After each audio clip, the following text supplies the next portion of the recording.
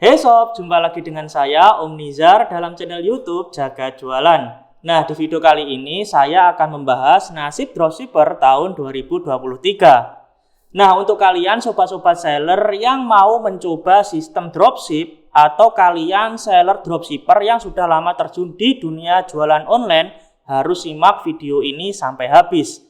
Kenapa? Karena video yang saya bawakan ini langsung saya riset dari pengalaman pribadi saya sob. Yuk kita simak.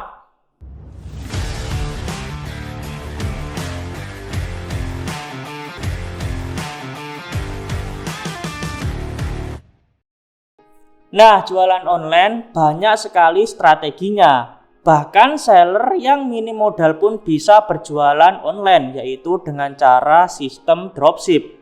Nah, dropship sendiri adalah metode berjualan dengan cara menjualkan produk orang lain tanpa harus menyetok, mengemas, bahkan mengirim. Nah, jadi ketika ada pesanan masuk dari pembeli, kita tinggal berkoordinasi dengan supplier kita atau callingan dengan supplier yang sebelumnya sudah kita ajak kerjasama. Nah, kita tinggal mengirimkan sampel produk yang dibeli pembeli, kemudian alamat pembeli, dan yang terakhir adalah resi.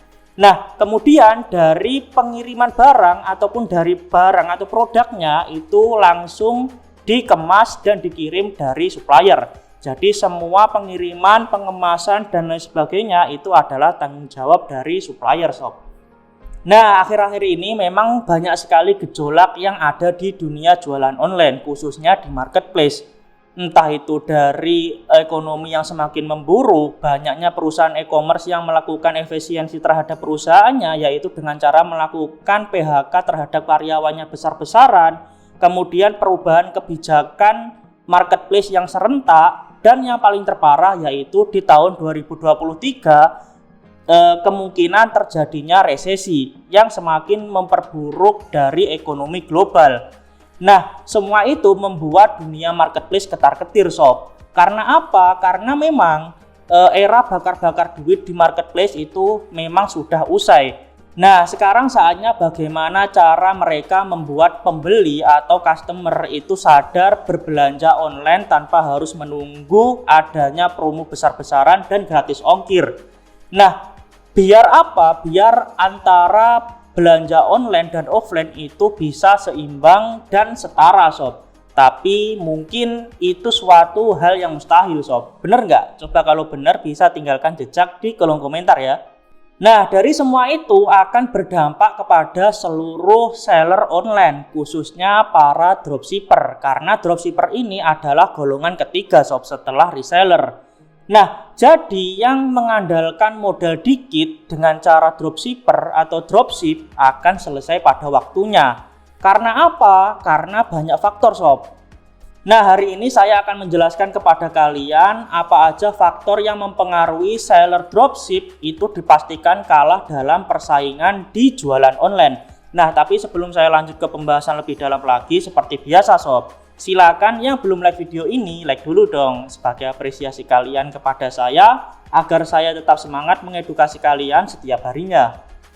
Nah, kita masuk faktor yang pertama, yaitu kebijakan platform yang sering update.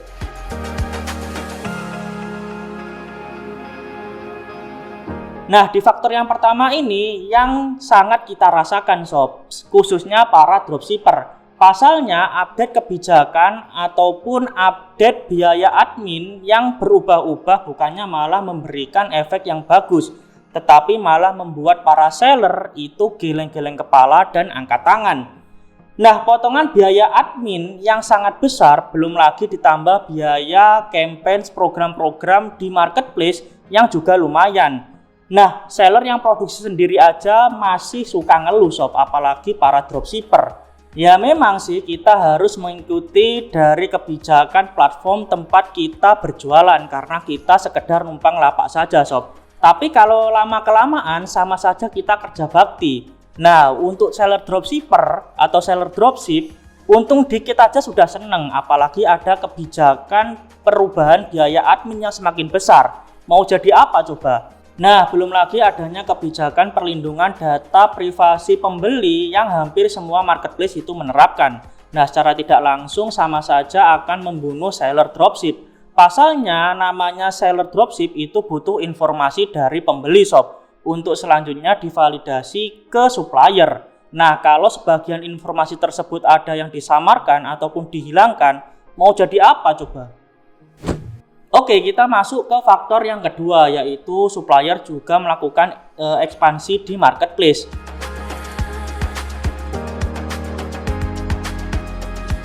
Nah, faktor yang kedua ini yang sering kita temui, yaitu banyaknya supplier yang juga ikut berjualan online di marketplace untuk mengekspansi jaringan online.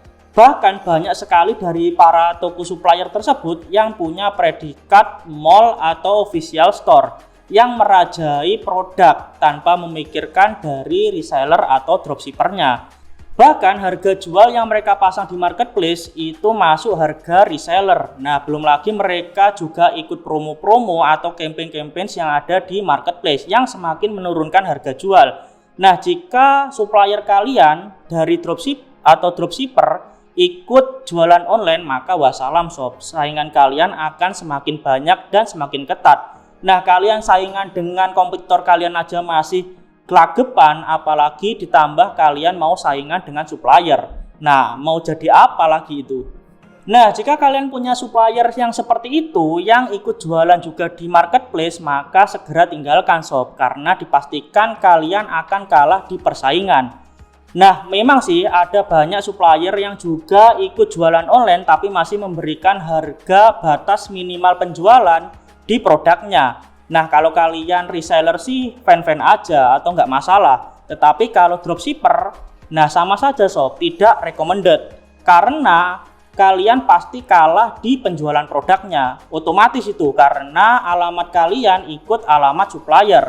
Jadi walaupun produk kalian diberi harga limit minimal penjualan, maka tetap akan kalah sob dengan para supplier yang berjualan di marketplace juga, karena mereka sudah punya rating dari toko, misalnya mall ataupun official store. Nah, siapa pembeli yang mau membeli produk di toko yang belum punya rating, apalagi belum ada penjualan? Pasti mereka lebih memilih dari supplier kalian sob.